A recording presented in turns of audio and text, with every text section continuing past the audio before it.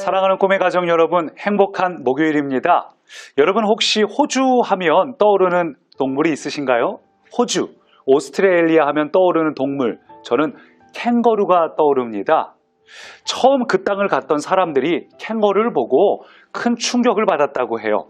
주머니도 달려있고 근육도 있고 막 서로 펀치를 하며 동물들끼리 싸우기도 하고 점프를 하는 그 모습을 보면서 야, 이런 동물은 내가 처음 본다 해서 거기 있는 원주민들에게 질문을 했다고 합니다. 저 동물의 이름은 뭔가요? 했더니 그 원주민들이 답하기를 캥거루. 근데 그게 원주민들의 말뜻으로는 나도 몰라 라네요. 나도 몰라 캥거루라고 답을 했는데 그것이 그대로 캥거루라는 이름이 돼버린 거죠.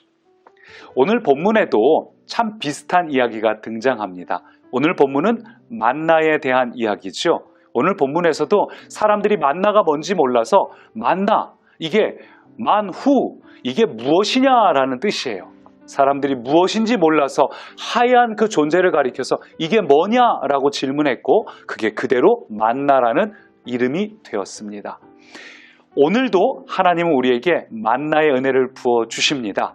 세상 사람들은 우리가 왜 기뻐하는지, 왜 우리에게 소망이 있는지 그들은 알지 못합니다. 그러나 하나님은 오늘 우리에게 은혜를 부어 주셔서 세상에 알 수도 없는 은혜, 세상은 누릴 수도 없는 능력을 오늘 하나님이 여러분에게 부어 주십니다. 사람들이 놀랄 거예요. 도대체 뭐 때문에 우리 안에 기쁨이 있지? 소망이 있지? 세상이 알 수 없는 그 놀라운 만나의 은혜가 우리에게 있기를 축복합니다. 오늘 말씀은 출애굽기 16장 11절부터 20절까지의 말씀입니다. 오늘 말씀을 보니까 가장 먼저 시작으로 12절 보면 내가 이스라엘 자손의 원망함을 들었노라. 그러면 백성들이 원망하면 뭔가 심판하고 혼을 내셔야 될 것 같은데 그 다음 이어지는 구절이 좀 의아합니다. 그들에게 말하여 이르기를 너희가 해질 때는 고기를 먹고 아침에는 떡으로 배부르리니 내가 여호와 너희의 하나님인 줄 알리라. 아니, 원망하는 백성에게 심판을 내리거나 혼을 내시는 게 아니라 오히려 광야의 식탁을 베풀어 주신다는 거예요. 왜 그러시는 걸까요? 이것은 백성들로 하여금 야, 우리가 뭘 잘해서가 아니라 우리는 잘한 것이 없는데 우리는 원망했는데 하나님이 우리를 이렇게 사랑하시는구나 깨달으라고, 하나님이 어떤 분인지 깨달으라고 하나님께서 그와 같이 행하시는 거죠. 저도 어렸을 때 잘못한 게 많았습니다. 그래서 어릴 적에 막 아버지가 혼내시고 그래서 마음이 좀 의기소침해져 있을 때 어머니께서 옆에 오셔가지고 따뜻하게 뭔가 주시면서 먹고 힘내라고 말씀하시면 그게 너무 감동이 되는 거예요. 그래서 막 울었던 기억이 납니다. 그 서러움의 눈물, 그건 제가 잘못한 걸 아는데도 변함없이 사랑해 주시는 부모님에 대한 감사의 눈물이죠. 제가 자고 있을 때 발바닥 맞은 제 발바닥을 아버지께서 끌어안고 우셨던 것도 기억이 나요. 어린 마음에 깨지는 못하고요. 이 백성들로 하여금 하나님은 그런 마음을 느끼기를 원하시는 거예요.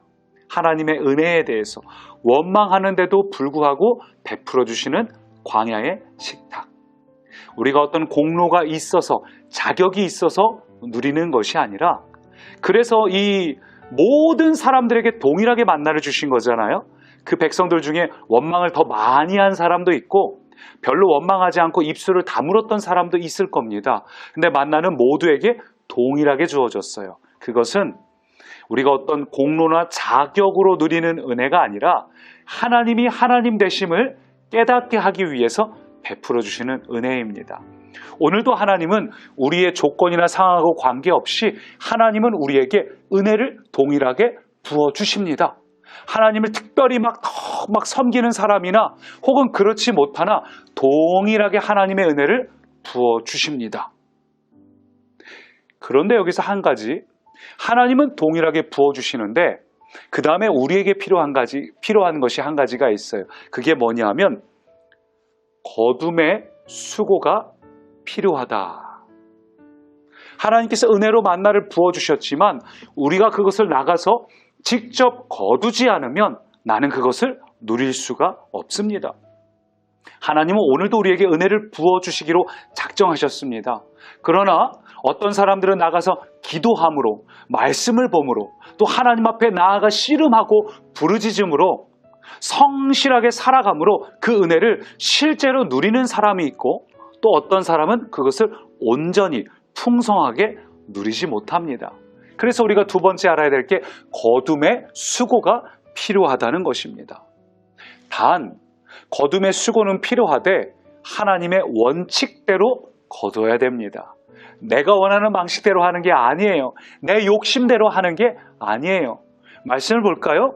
오늘 말씀 17절 보니까 자손들이 거두는데 그 거둔 것이 많기도 하고 적기도 하나. 그러니까 어떤 사람은 많이 거뒀어요. 어떤 사람은 적게 거뒀습니다. 근데 18절 보니까 신기하게도 많이 거둔 자도 남는 게 없고 적게 거둔 자도 부족함이 없고 각 사람이 먹을 만큼 거두게 되었다라는 거죠. 참 놀랍죠?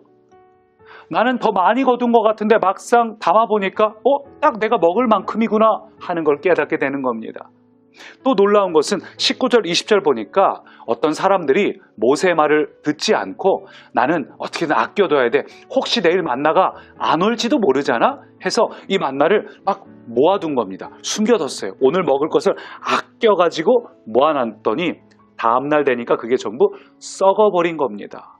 모세의 말대로 하지 않았을 때 그게 소용이 없어졌다는 거죠. 오늘 우리가 이걸 통해 알 수 있는 두 번째, 하나님의 은혜는 동일하게 부어주지만 거기에 거둠의 수고가 있어야 된다는 것과 그 거둠은 철저히 하나님의 방법대로 해야 한다는 것입니다. 사랑하는 꿈의 가족 여러분, 예를 들면 우리가 자녀가 잘 되기 원하신다면 하나님의 방법대로 수고하십시오. 하나님의 원칙대로 수고하십시오. 우리 자녀들에게 공부를 가르치는 것만큼이나 하나님의 말씀을 사모하게 하십시오. 우리 아이들에게 공부하라고 이야기하기 전에 아이들과 함께 말씀을 가족이 함께 암송하십시오. 그렇게 자녀에게 하나님의 방식대로 가르쳐주지 않는다면 아무리 여러분이 수고해도 그 수고가 헛될 수 있습니다. 오늘 본문은 간단하게 말해주고 있습니다. 하나님의 은혜는 다함이 없다. 모든 사람에게 베풀어 주신다. 그 베풀어 주신 은혜를 거두는 수고가 필요하다는 겁니다. 근데 그 거두는 수고는 하나님의 방식대로 거둬야 됩니다.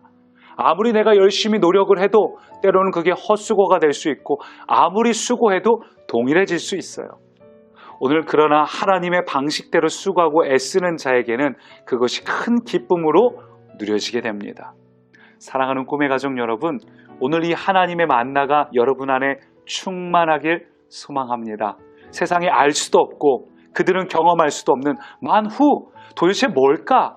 사람들이 이야기할 만한, 세상에 경험할 수 없는 그 하나님의 은혜와 능력이 여러분 안에 충만하길 소망합니다. 그래서 오늘 하루도 주님을 주목하십시오. 만나를 사모하십시오. 오늘 이 하루 살아가면서 정말 하나님을 바라보시길 바랍니다. 영상 보는 것으로 그치지 마시고 생명의 삶을 펼쳐서 오늘 이 말씀이 과연 어떤 의미인지 한 구절 한 구절 묵상하세요. 이건 어떻게 보면 인스턴트예요. 이건 어떻게 보면 여러분에게 가장 도전이 되는 영상에 불과한 거지, 실제로 생명의 삶을 펼치고 한 구절 한 구절 묵상하십시오. 그때 하나님의 방식대로 수고한 여러분에게 만나가 충만하기를 축복합니다. 살아계신 하나님, 세상에 줄 수도 없고 알 수도 없는 만후, 도대체 그게 뭘까 하는 하나님의 은혜, 만나가 우리 꿈의 가족 위에 넘치게 하옵소서. 예수님 이름으로 기도합니다. 아멘. 시작된 우리 주님의 능력이 날 삶을 다스리고 새롭게 하네. 자유하네. 죄와 사망